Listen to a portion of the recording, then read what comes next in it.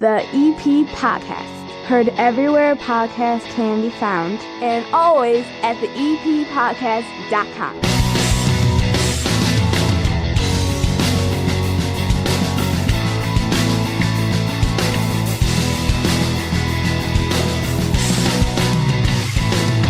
It's the EP Podcast. My name is Chris Lanuti. This episode out a little bit later in the day. There were two reasons for that. First one is our second guest of this episode. We go to the record store on 95th, and they were doing a live stream of the interview, which happened on Tuesday morning, which delayed the release of the show. But I don't really blame them. It was a convenient thing for me because Monday was a mess. Actually, from like midday Sunday all through Monday. I'm not going to get into the exact details, but a very close loved one was in the hospital. And unfortunately, the ambulance took her to Christ Hospital instead of Little Company of Mary. Like, I work with Little Company of Mary. There's a reason why I work with them. Like, they're a great hospital. We're lucky to have them in Evergreen Park. Christ is like a third world country these days inside of the ER. Like, I've been to foreign hospitals and I've said, wow, this is terrible. And then I went to Christ this weekend and it was the same thing. Like, it should have been 2-3 hours max. It was almost 24 hours with my loved one in a hallway and people continuously forgetting what the last person that was taking care of her did or didn't do. Don't leave your family members alone in there. And again, take my advice. Like, there's a reason why I work with Little Company of Mary. They're awesome. Another group that I love to work with, the First National Bank of Evergreen Park. Get that total access checking account, free ATMs nationwide, $300 bonus with qualifying activities, mobile banking tools, award-winning customer service. Switch to a true community bank right now. It has never been easier. Plus, there's no overdraft fees. Start now by getting into the First National Bank of Evergreen Park in that iconic building on the corner of 95th and Pulaski. Member FDIC. Joining me here on the EP Podcast, I have Megan Schillo from Evergreen Park Community High School, and she does something very interesting that I did not know. I didn't know this existed. She is the director of curriculum for the high school. How are you, Megan? I'm good. So how much does curriculum actually change year to year at a school? Because it seems to me like you get the tried and true, and then you just kind of like get in that lane and you go. So this is my second year as director of curriculum at Evergreen. And it's not as straightforward. We're constantly evaluating our curriculum. We're constantly looking at the needs of our students and adjusting based on that. And the 5 new courses that we have going into next year are almost a response to some of the student interest and some of the student needs. Do things get dropped? Do you get to the end of a year and you go, I don't know if this course makes any more sense? Or like, do you get to a point where like, this was good for the last 20 years, but the world has changed? Is that also part of the job? It is and it isn't, because really it's student registration drives that. So a course will pretty much stay on the books, but whether or not it runs is dictated by the student population. Oh, so they get a lot of choice. They do get a lot of choice. See, because I remember when I went to high school, like, I don't think I really got a lot of choice until I was like an upperclassman. I think the first couple of years was basically like, okay, you're on this track. Like, I was an honors student, so it was like, you're on honors track, so these are your classes, you're done.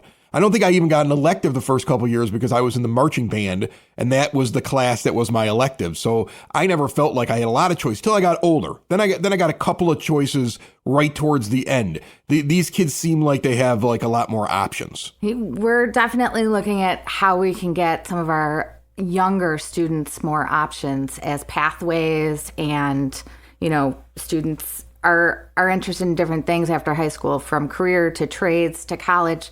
They're not all college bound, so we've been definitely integrating some of those opportunities for our non-college bound students, but also you'll see our college bound students upping our AP opportunities for our students. We're looking to meet the needs of all our kids. Yeah, I think that's interesting about Evergreen Park Community High School. It's a difference between your school and some of the private schools in the area, because I've had an experience with some of the private schools in the area, and it always feels like their thing is college. That's it. It's just college. They want everybody to be accepted to at least one of them so they can say that everybody got accepted in one of them. They got those big giant boards when you walk into their school with all the different places that they were accepted to. It's all about the test, and if the test scores are high and if the acceptance is high, because that's what they're trying to drive is just that. And if that's not what the kid wants to do or is best suited for, it really doesn't match them as well. I mean, I've noticed that. I've kind of seen that Evergreen Park Community High School is, yes, you want to go to college, we're going to get you there. We're going to get you there. And Matt Dugan's been in here and he was talking about the idea of you want to get as much money as possible for the kid that's going to college to make college free or close to free by going out and getting all these advanced courses. You know, you have AP courses, college credit courses, all these different things. So you want to go and do that. But it's also, we don't want to forget the other kid. It's not about being able to sit there and say, everybody here went to college. It's everybody here had success afterwards. So when you're doing that, you're picking these new courses. Like I know that you're doing some internships or you have been doing internships for certain things. Mm-hmm. Tell me about the ones. I'm sure you have a few new ones that are around that track. Okay, so we don't have any new ones for next year, but we've started some of the internships this year.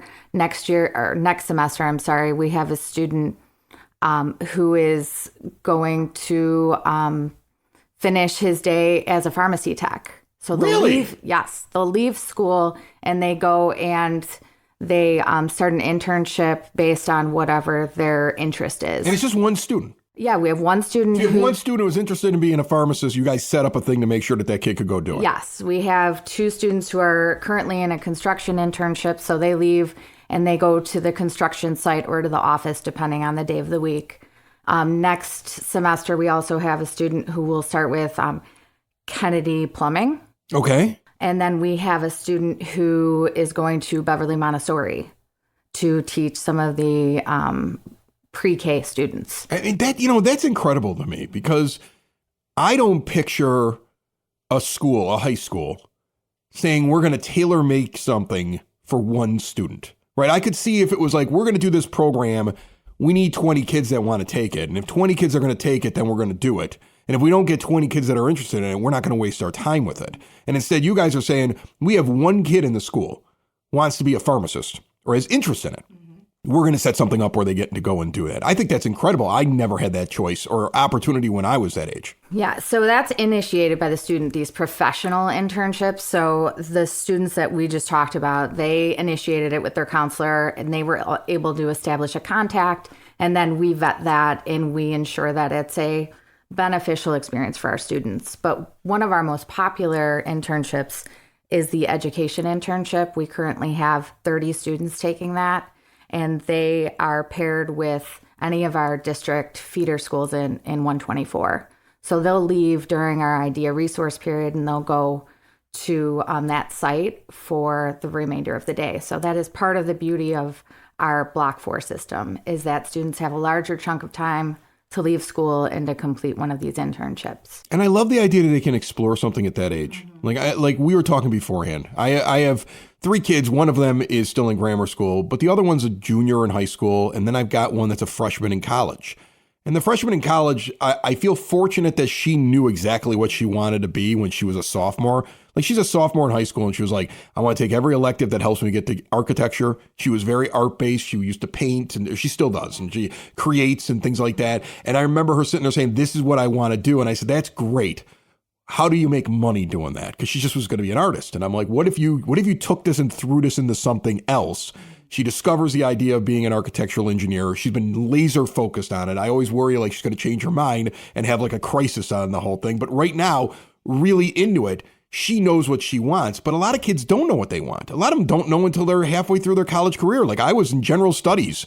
The first half of my time at the University of Illinois, I wasn't exactly sure what I wanted to be. I have friends of mine who changed their majors, and it's because when you're in high school, you really don't get a chance to explore things. So I think this is really cool that you guys have it set up like they can go explore, because I would imagine if your pharmacy student came to you at the end of that semester and said, I don't like this, you just let that person move on to something else, right? Right. I mean, that's ideally the opportunity is they're exploring something before they commit to a certain college or to a certain program. So they're exploring it before they even leave high school. And that's the beauty of it. I mean, right now at school, our sophomores are at an elective fair. So they're being exposed to all the different electives that we have so that they can try something out that they're interested in before they're making that commitment or before they're going into choosing a college or a career. What is new coming up next year? So our first course is Introduction to HVAC, and that's in our Industrial Technology department. Next, we have Advanced Strength and Conditioning in PE. And then we have 2 in social studies, Chicago history and AP world history. And then finally, we have a math edition, geometry and construction. Okay, so geometry and construction in the first one, the HVAC, sounds similar to those internship programs. They're not internships though, right? They're more, this is a course to get you ready if you're interested in HVAC. Absolutely, yeah. So they are full courses. Yeah, I mean, the geometry thing scares me because I was terrible in math. But also I could see, like, that's geometry used for construction. And I would imagine somebody like my daughter who had the mind of, I want to get as much as I can before I get to school that would have me dealing with architecture and design and things like that. She might have looked at that and said, that's an interesting course that I want to look at. I want to see how that all works. The HVAC thing's interesting to me because I see so many people opening up HVAC businesses. It seems to be a growing field. You have somebody not going off to college and wants to make good money. That's an interesting one to go and take a look at, right? Right, absolutely. Yeah, that course focuses on introducing the students to the fundamentals of heating and cooling systems. It's all about getting familiar with the basic concepts behind how these systems work, providing an accessible entry point for anyone who's interested in exploring HVAC as a career or gaining practical real-world knowledge. So it's absolutely like that stepping stone for students who are interested in that trade. The one that I think is fun is Chicago history because I took that. Mm-hmm. See, I took that. That's one that, like, I don't know if that helps you. Like, we keep talking about the things that get you like a job and, you know, what you're going to do. That's more of just like the fun one. Like, I was a history minor. Like, my degree is in broadcast journalism, but I took a history minor and I always loved history. And when I got a chance for an elective in high school, I always grabbed them. Chicago history is one of the more interesting things. They don't realize how interesting the city itself is. And I'm always able to pull out little nuggets like, you know, all those buildings got raised by jacks. Like, I will tell people that, like, people sat around all the downtown buildings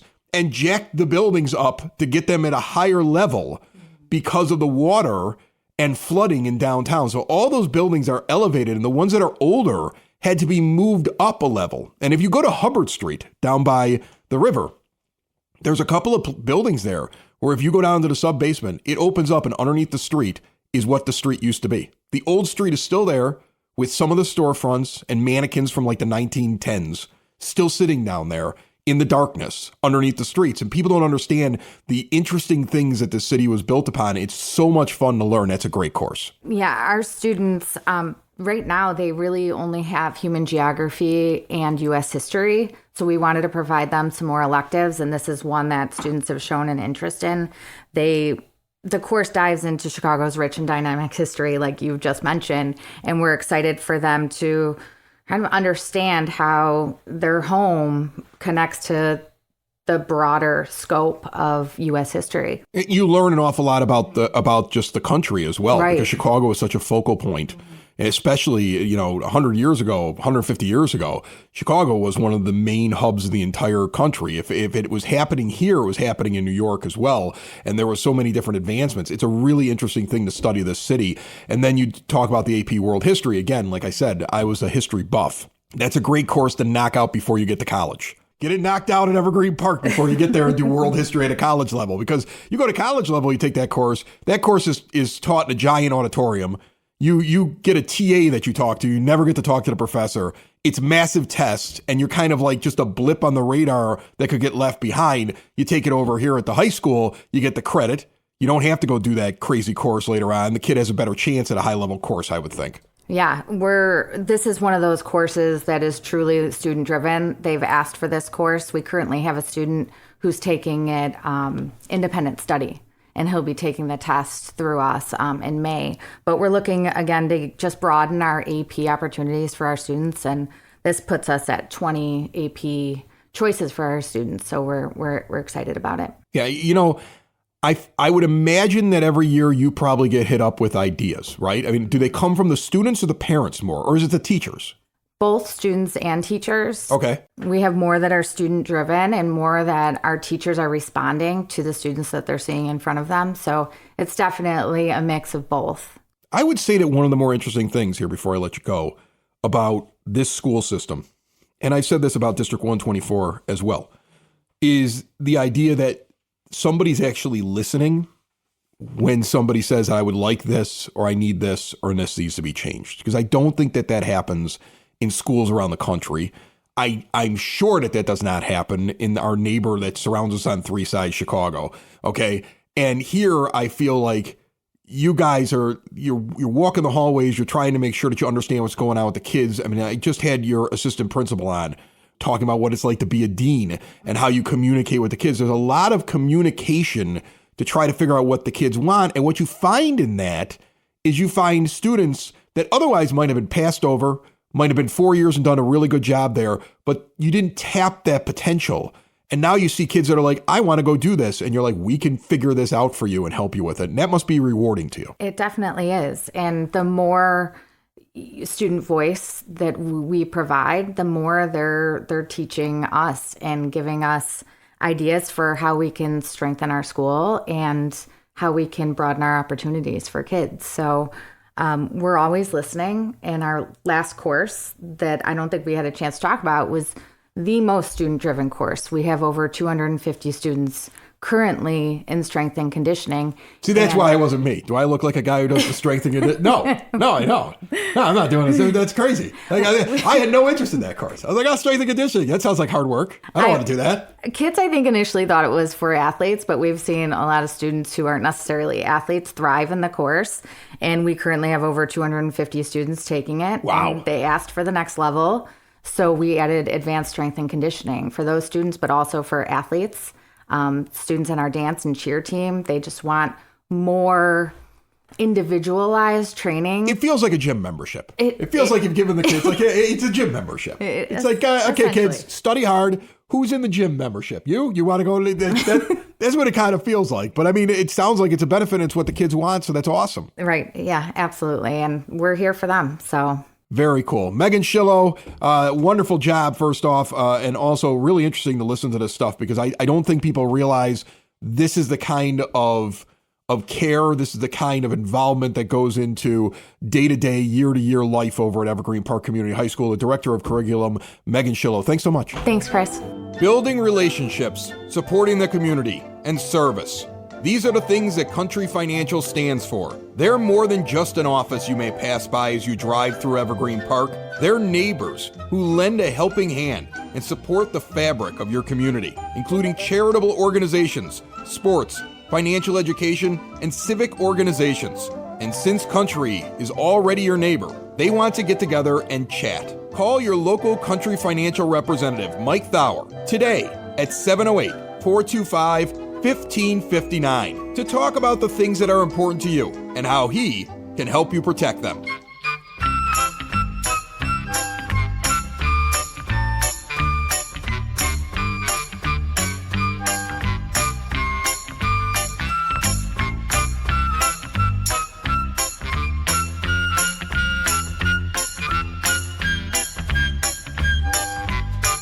It is now time for EP Podcast Word on the Street, brought to you by Spoken Vine Wine Bar and Bottle Shop, northeast corner of 95th and Kedzie. Incredible wines, so many of them. Great small plates, 21 and over, and the perfect spot to not only wind down after a day of shopping during the holiday season, but maybe pick up a couple of gifts in the wine shop. See more at SpokenVineWines.com.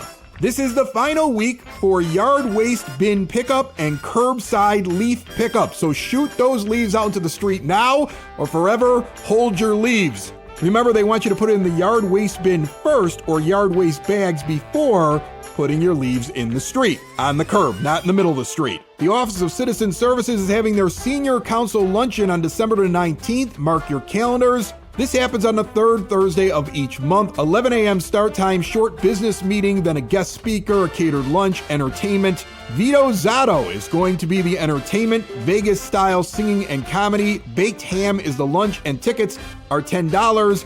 Get those tickets at the Office of Citizen Services by December the 13th. By the way, that's over at 3450 West 97th Street in the Community Center, where they also have indoor walking to keep the seniors moving Monday, Wednesday, and Friday from 7 to 8 a.m. If you want Santa to come to your house, your party, as long as it is Evergreen Park, it has to be your Evergreen Park home. Reach out now and get a 20-minute visit with Santa scheduled between the hours of 5 and 9 p.m. These are weekend visits. There's also Christmas Eve appointments. Call 708-229-3373. And the youth department is having open gym basketball and volleyball nights. They are at the Maple Wells Center, 3450 West Maple. It's a $5 entry fee, and there's an emergency form that you have to sign. For more information, call 708-229-3377. Now we head out to 95th Street and a brand new record store you're gonna love. It's right here on the EP Podcast.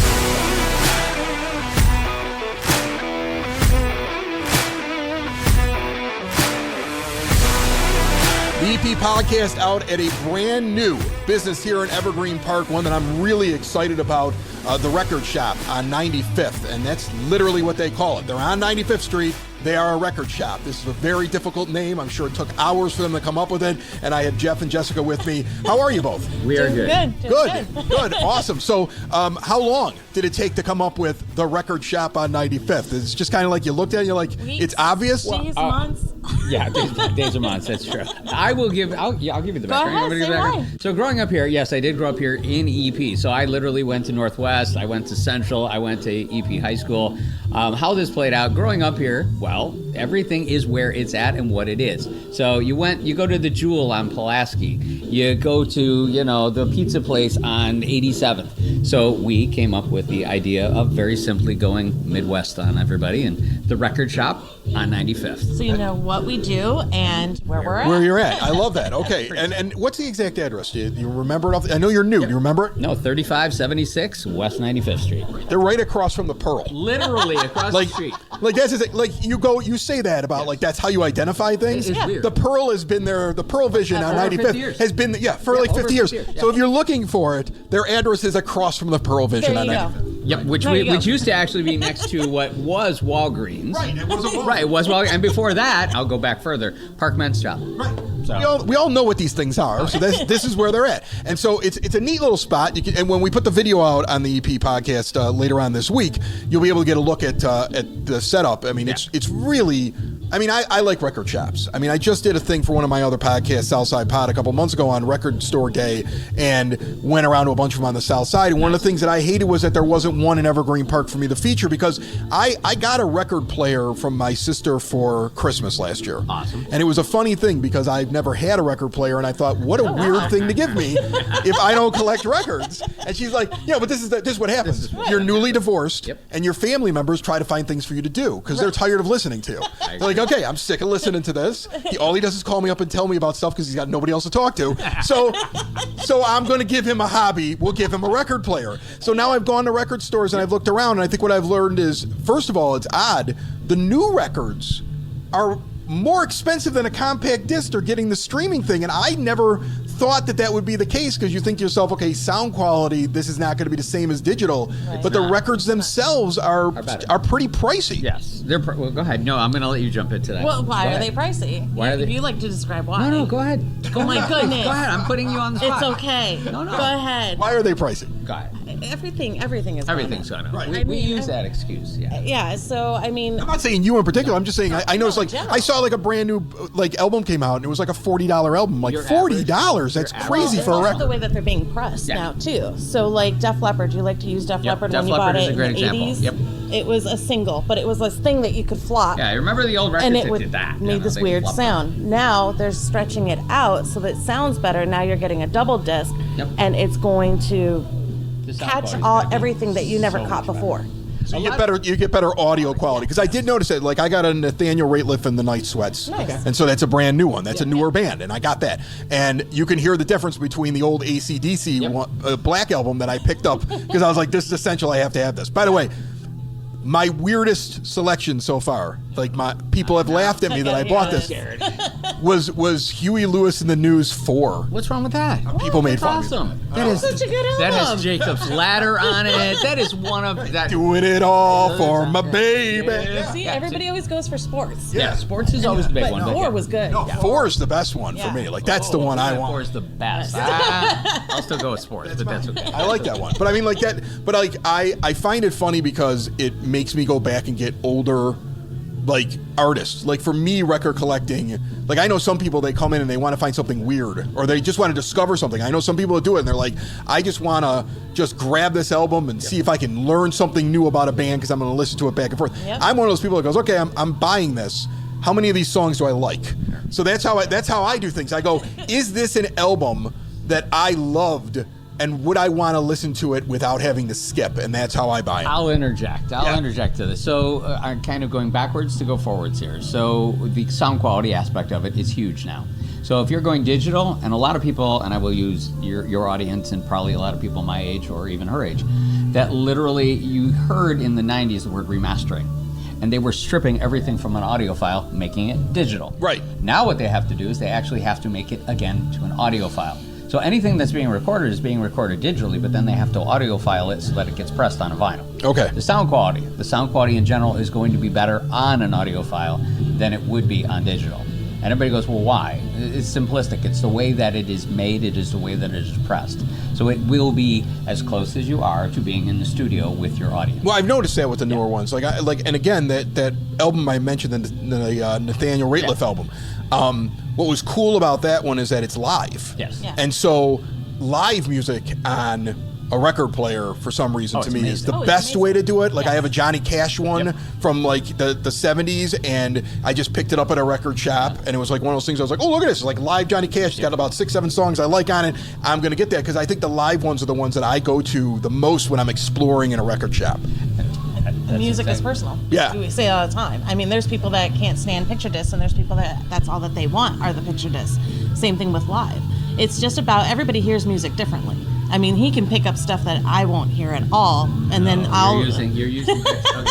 So on YouTube, there's Dexy's Midnight Runners. Okay. Everybody remembers. Come on. I love this, first of all. I love every time we go to a business and it's husband and wife. Oh, yeah. Like, I think it's hysterical because they look at each other like, you know. Tell that thing, you know. Like, do that thing, you know. You drive me nuts with this, so tell the rest of the people the thing that you tell me all the time. 27 years. Right, that's right. Right. So, I love this dynamic. This is awesome. So the aspect of Dexy's Midnight Runners, we were watching an Come on, Eileen. That's the one. Eileen, the one everybody knows. Yeah. Well, there was a recent, well, it's probably now 3 or 4 years old. 3 or 4 years old, yeah. But they recorded snippets of each process of Come On Eileen, moving it from back in the 80s to the, well, about 2015, 18, whatever it was, 20. More recent. Yeah, more recent. And me personally, Jess can't hear it, but I can hear the progression of the acoustics in every part of it changing. At the end, he's like, wow. Did you hear all that? I'm like, yeah, I heard the song. I know the song. It's a great song. So when somebody comes in here, you're going to talk music with them. That's obvious to me. That you're going to understand it. You're going to get the album. You're going to sit there and you're going to kind of geek out with them and stuff like that. Oh, yeah. Is that why you decided to do this? Like, I mean,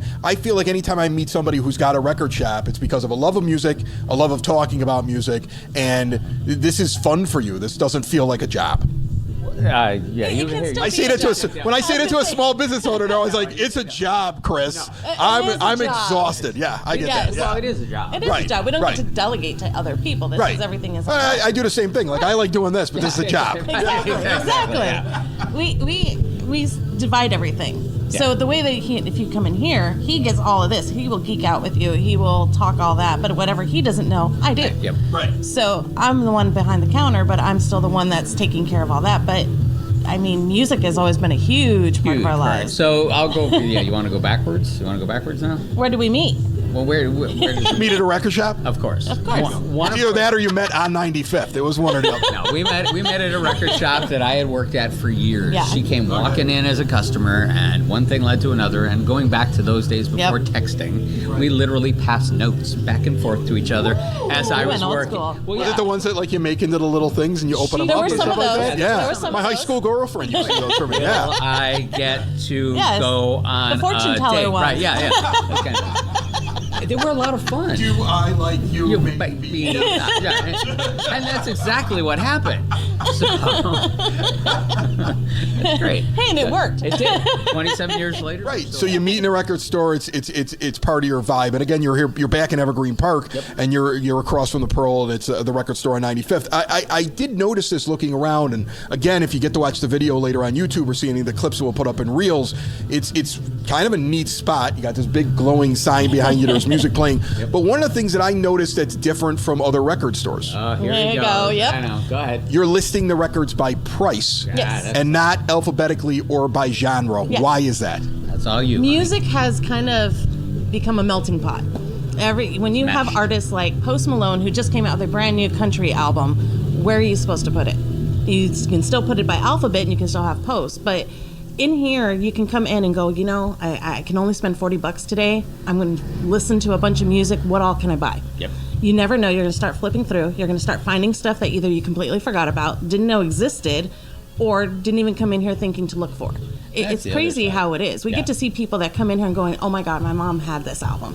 I forgot about it. But looking at the cover art is what always triggers that memory. Yep. It's weird. Well, I like how you do it because this is how I shop for records.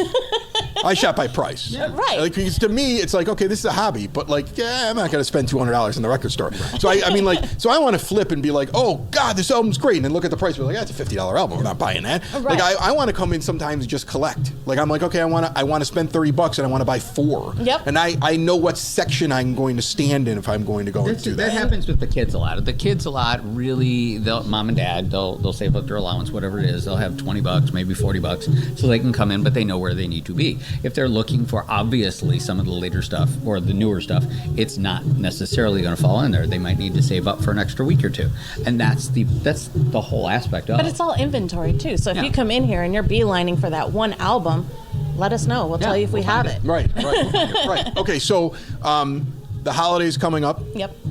You just heard that this is something my sister just came up with. Like, I'm getting you a record player, and I'm going to keep you busy because you got less to do now. That's like, I mean, I hear we're going to see more of him. Right. Well, I'm going to stop because I've got the record player I've got to add to the thing. But like, if somebody is watching this and either A, they're into records and like, okay, I got to go check this thing out, or B, let's say that they're not into it. Like, what would you recommend as we get towards the holidays? Like, what are you seeing in most of your shoppers? Like, what do they come in and look for? Kind of give me kind of a rundown of your typical record shop on 95th customer. No, so I'll kind of go this route with you so that you can understand. So now it's for people that, are we asking people that aren't into this? I'm curious about the people that aren't. Okay. And then you can tell me a little bit about the ones that are. And that's it. Yeah. That's perfect for me. So with the people that aren't, in other words, I'll just go back to mom and dad or grandma and grandpa that used to be into it but don't understand why the kids are into it today. Yeah. Kids are into it now because of what we have said for many, many years.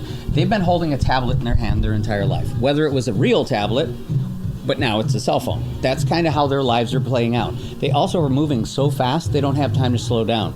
This has made their time to actually take a moment and breathe. You have to they wait can for hold that record to end. Yeah. So that you can walk over and you can flip it over. So that's their moment to actually just sit down and focus and listen to the music, look at the artwork, and look at the lyrics and all the inserts that are in there. Yeah. Because you can't do that over the phone. It's a big difference. I try to do that with my one son with the extensive CD collection that I have. Right. Because I was on the radio and every CD that came out was free. So I have a ridiculous amount of CDs for 10 years of doing broadcast radio.